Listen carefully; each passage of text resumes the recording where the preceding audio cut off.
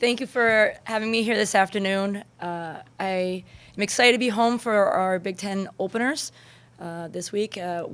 Obviously, our non-conference schedule has been made to help us prepare for these games coming in. And we're excited for Pack the MAC to share the field with the men and get the soccer community out there, the Madison soccer community out there to support us and see some very good games. Looking forward to the games. Northwestern obviously being first, who is doing very well right now. They're undefeated, and I believe they haven't given up a goal in 611 minutes. So something we're going to have to focus on. And Illinois has done great this season, getting great wins over Duke.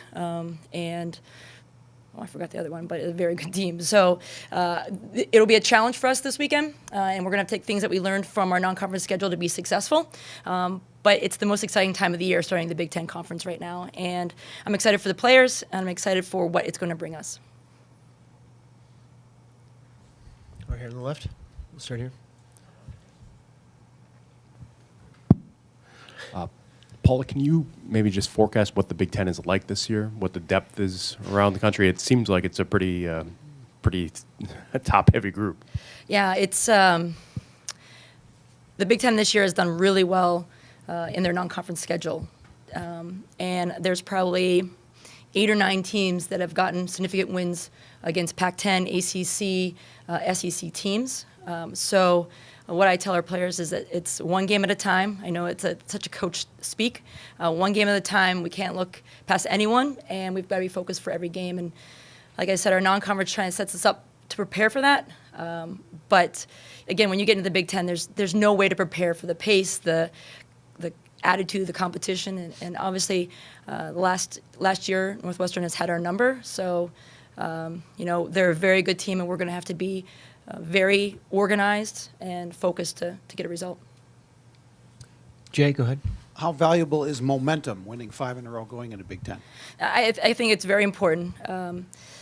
Yesterday in practice, or maybe 2 days ago in practice, Tim Rosenfeld, our assistant, was saying that there's some good news and some bad news. The good news is we're 5-1 at the time, and I said the bad news is we haven't played our best soccer yet.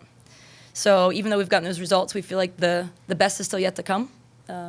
We had some early injuries in preseason, so we weren't able to get everybody on the same page. But maybe a little luck that we're getting as healthy as we can right now, and we're getting everybody on the same page and driving the right time. So we hope this is the time period that we kind of get everybody on the same page, but also healthy and ready to go. Go ahead, Todd, on the left.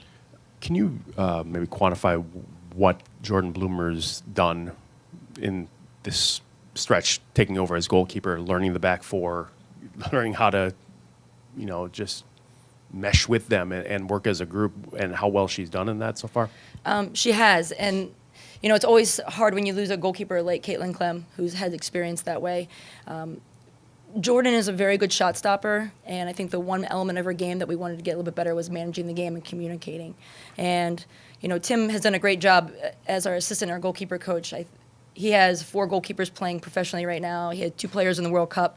And so he's a great mentor for her. And, they watch a lot of film because a good goalkeeper can stop shots before they even get to them. And, you can see little baby steps that she takes in every game, and she learns from what she's doing. And so it's not like you're putting a completely green goalkeeper in there. She's done a great job in taking steps and learning just how to read the game and manage it a lot better. Brian? Hi, Paula. What is your team doing well? What have you said, I like the way this looks right now? I like our midfield play. I like there's some interchange to what we're doing. We're scoring goals off of set pieces. I think Lauren Rice has been very integral in that. I think she has 4 goals with it, but I think you also look at the assists that she's having, that we're organized and paying attention, that we're dangerous in those areas. I think if you follow the World Cup at all, you know that set pieces are very valuable for winning games. So I think we have even more to add in that area, and we're going into the Big Ten. The biggest thing is that I think that our movement is good. They run for each other. And at the end of the day, I said we should never have a team beat us because of effort. And I don't think that has happened. Well, we've only lost 1, so I don't think that's really happened. So I think we've got to continue that. And I can fix all the other parts. I can fix the tactical part. I can fix, some of the technical part. But that's the part that, at this point in the season, you want to make sure is in the right spot. Back over here on the left. Was the Florida State game a shock to your players that they came off and maybe felt like, well, okay, there's obviously some work to be done, and have you been able to use that in the right direction, I guess? Yeah, if you look at our history, we kind of have one of those games a year, and we scheduled Florida State for that reason. They have one of the players who won Player of the World, not just anything, the world. So we wanted to be faced with those challenges because we thought it would expose some of the things that we needed to get better. I was very proud of the group. We held them to 3 shots on goal. All 3 of them went in. But if you look at statistics in the country, nobody's really held them to that little. And that's kind of a young goalkeeper and some other experience that we need better, and some injury that we had.